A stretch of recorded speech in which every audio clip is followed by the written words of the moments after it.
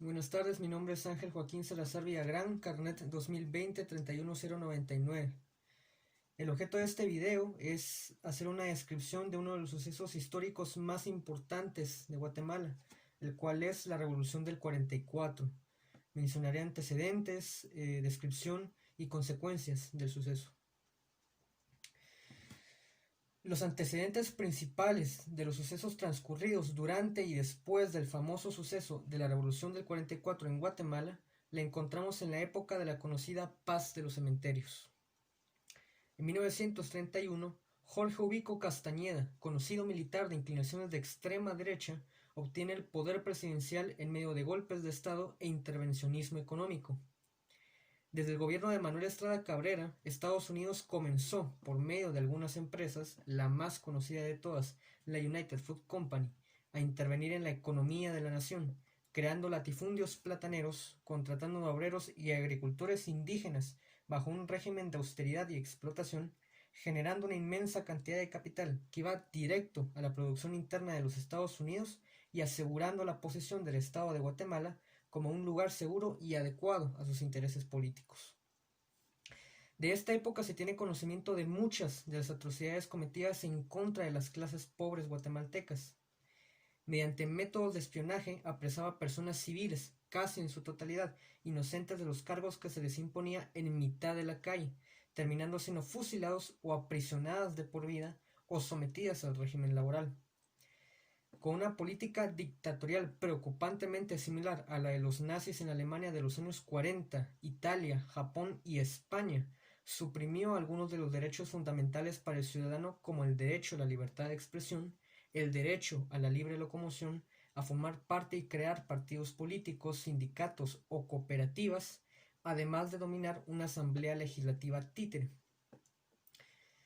Pero lo que más lo caracteriza es su política represiva y agresiva contra los indígenas. Ya que desde hacía décadas Guatemala tenía una cultura que trataba a los indígenas y a los pobres como semiesclavos destinados exclusivamente al mantenimiento de la maquinaria económica, a la sumisión de los latifundistas y al adoctrinamiento antiétnico en la que el indígena debía aceptar su condición, al no ser un letrado como el ladino. Un ejemplo de ello la encontramos en la promulgación del decreto 1996, Ley contra la Vagancia y Ley de Vialidad.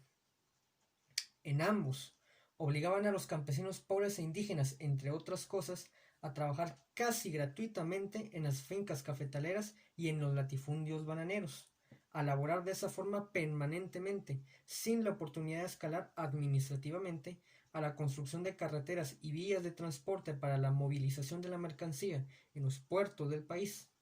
Con estas leyes se consideraba al obrero, al jornalero, al agricultor y al indígena como un vago frente al Estado. Esta situación no mejoró para bien durante todo el tiempo que duró el gobierno de Jorge Ubico, sino que más bien empeoró hasta llegar a niveles incomprensibles. Para 1944, año de preciado recuerdo en la historia guatemalteca, comenzaron una serie de movilizaciones populares integradas por campesinos, obreros, indígenas de todas las culturas, maestros, comerciantes minoritarios y estudiantes universitarios, quienes empezaron a manifestar su descontento con el gobierno. Todas estas manifestaciones fueron contestadas con la represión de las fuerzas policiales, del ejército y con un régimen social aún más agresivo. La situación terminó por desbordarse cuando el 25 de julio de ese año, en una manifestación en Jutiapa, la maestra María Chinchilla Recinos, a sus 35 años de edad, recibió un impacto de bala en el pómulo derecho. El suceso ocurrió nada menos que en una manifestación de luto frente a la iglesia de San Francisco.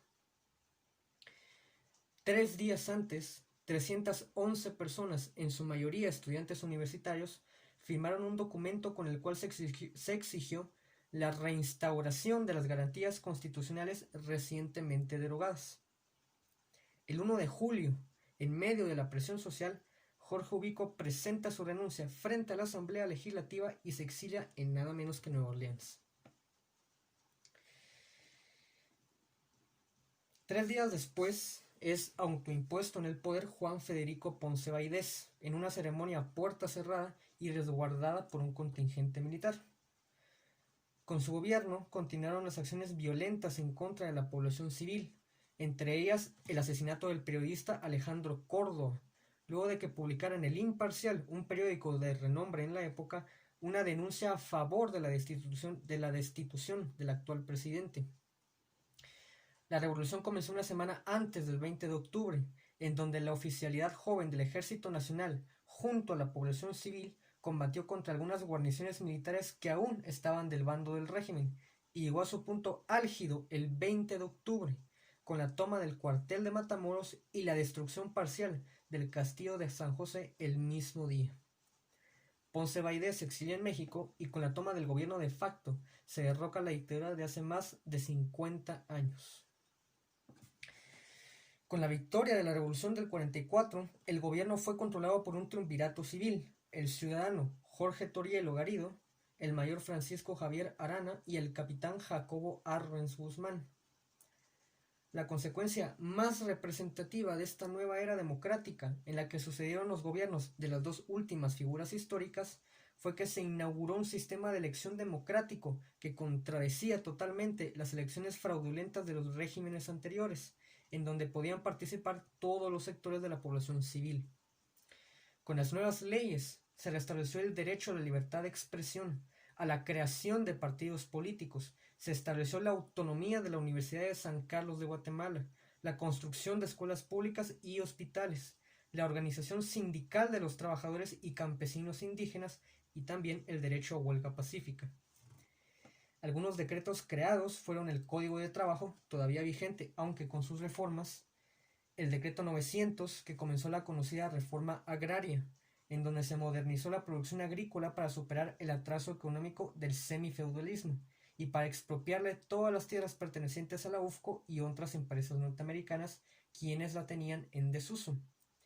Y en el caso de las instituciones, se inauguró el Instituto Guatemalteco de Seguridad Social, IX. En el aspecto de la infraestructura, se inició la construcción de la hidroeléctrica Jurún-Marinalá, la carretera del Atlántico y el puerto de Santo Tomás de Castilla, y muchas otras reformas que no cabe mencionar. Esta época democrática, de libertad e igualdad en derechos humanos, de elecciones representativas, progreso económico, desarrollo intelectual y de tintes progresistas, fue conocido como los 10 años de primavera. Sería difícil mencionar alguna desventaja prominente en las políticas de esta era.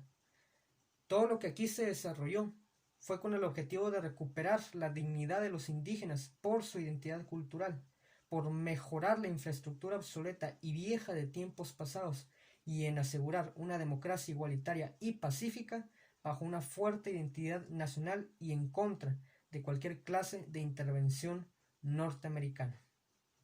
Eso sería todo. Muchas gracias.